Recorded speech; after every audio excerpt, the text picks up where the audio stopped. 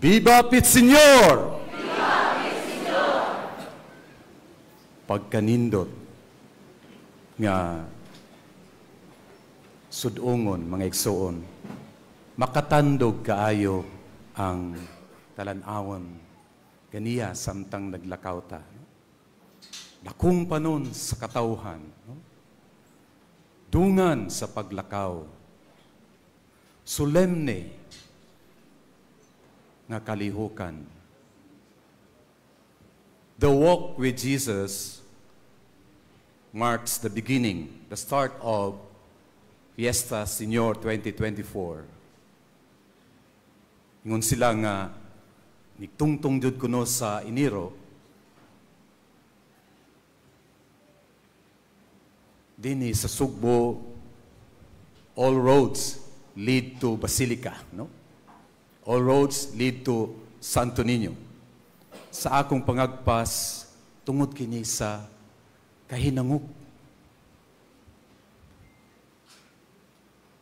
Sama sa tulo ka hari,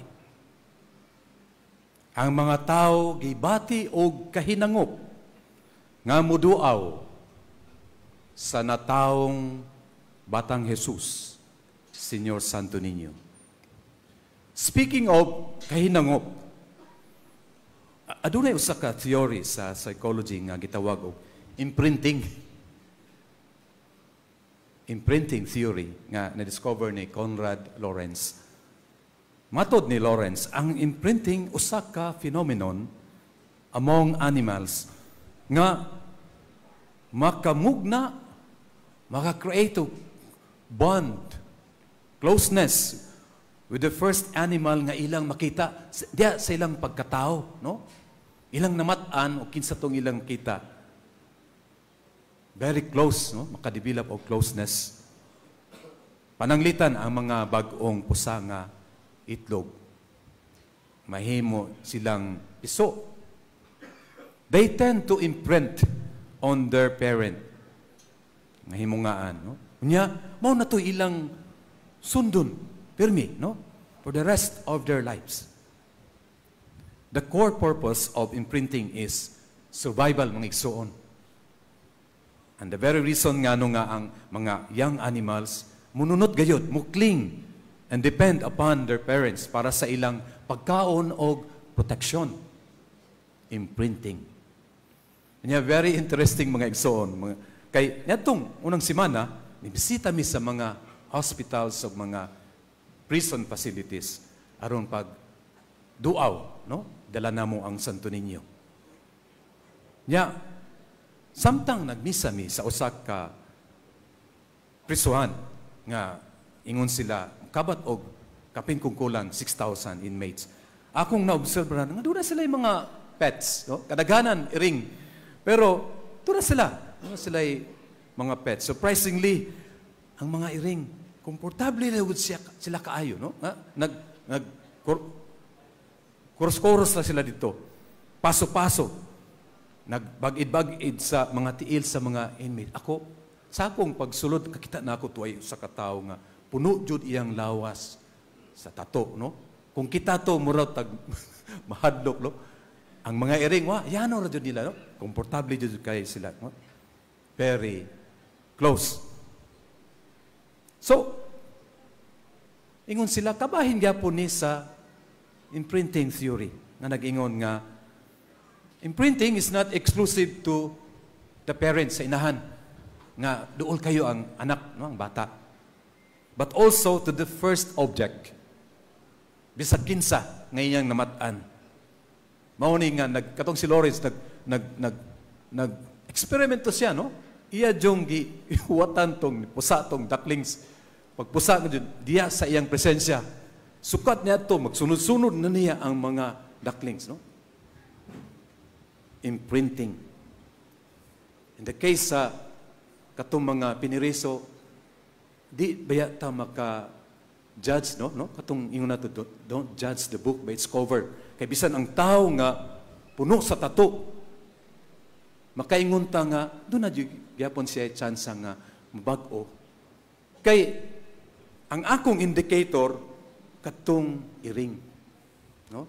Ang mga animals very strong ang ilang sensitivity, no? Makasense sila sa imong gibati, imong kasing-kasing. In fact, sila ang unang makadetect kung doon ay mga katalagman. Ang mga iro, nguwang na sila, no? Manglupad ang mga langgam, mamalhin, no? Makasense sila nga na ay katalagman nga moabot. Maupod kini ang atong mga pets, no? Ilang ma-feel, ang imong i-feel, very sensitive. So, in this case, could be nga tungod kay ang mga inmates mao'y nagpakaon, mo'y nag-atiman nila, mo'y nag-alagad nila, no? Brothers and sisters, this is amazing. Pero mas amazing ang pulong sa Ginoo. The Word of God transcends all theories, all sciences, no? Ang pulong sa Ginoo labaw pa niini. Ang pulong sa Ginoo mo'y nagmugna sa tanan. As high is the skies above the earth, so high is God, no? Above us. No? Si Propeta Jeremias nagingon, sa wala ko pa ikaw buhata diha sa taguangkan, nakaila na ako kanimo. Sa wala ka pa mataw, gilain ko na ikaw. O gitudlo ko ikaw nga propeta sa kanasuran. Sa iyang sulat sa taga-Galacia, si San Pablo nagingon, nga gipadala sa Dios ang tagsa-tagsa. Gipadala sa Dios ang matag-usa sa kalibutan nga adunay papel, adunay tahas, ubos sa iyang pagbuot, ubos sa iyang katuyuan. Madinagko man o ginagmay, it may be something nga may balo ang tanan or yanora nga butang nga gamay ra ang mahibalo. Si San Pablo mismo nahibalo nga siya gitawag. Gitawag siya sa Ginoo o gitagan siya sa usa ka tahas ug siya nahibalo nga siya gipili dili para sa kadungganan kundili sa pagpangalagad, dili sa kasayon kundili sa pakigbisog. Tinuod mga igsuon, ang kinabuhi dili sayon. Life is difficult, matud pa ni Scott Peck. Mao nga diha sa gubang, sa kalisod, pag-atubang sa problema, sa kahimtang, ang usa ka leader, pananglitan leader sa mga sundalo, mupili gayud siya sa pinakamaayo.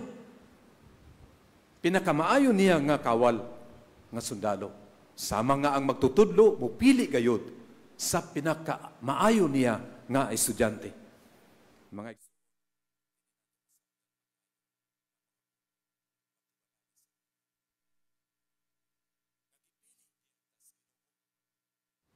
more than imprinting, more than the theory of imprinting, nahibalo na ang Ginoo. A people set apart. No? We are called to holiness, mga igsoon. Ang tema, nag-ingon, Santo Niño, Batubalani sa Gugma, Santo Niño, Magnet of Love in the Synodal Church, sa Synodal nga simbahan. Ang unang bahin, nagisgot og identity. Ang ikaduhang bahin, nagisgot og misyon. Na atong buhaton, atong tahas, responsibilidad atong buhaton, aron mahimo tang sinodal nga simbahan. Ang atong identity mao kini, mga pinili kitang katawhan sa Dios. Pinili na tangdaan sa Ginoo for a particular purpose. This explains the feeling. The feeling of kahinangop. Sama ni San Pablo, kita giluwas alang sa pagpangalagad, no? Ang sanlahon giayo sa Ginoo pagkahuman iyang gipamalita, iyang gisangyaw ang maayong balita. We are made for service, matud pa sa kanta. Sa Ebanghelyo kahapon, nangalagad ang ugangan ni Pedro, ni Simon Pedro, matapos siya giayo ni Jesus. We are made for service. Mga igsoon sa atong pagpadayon, manginaot ko ngang atong kahinangop. sa batang Jesus, sa Ginoo, atong kahinangop sa usag-usa, magpabilin, ug mulungtad, kay sa ginainguna sa kasulatan, ang gingharian sa Ginoo, iya sa mga sama niini. Ang gingharian sa Ginoo, iya sa mga sama kanila. The kingdom of God belongs to such as this. Amen. Viva Pit Señor!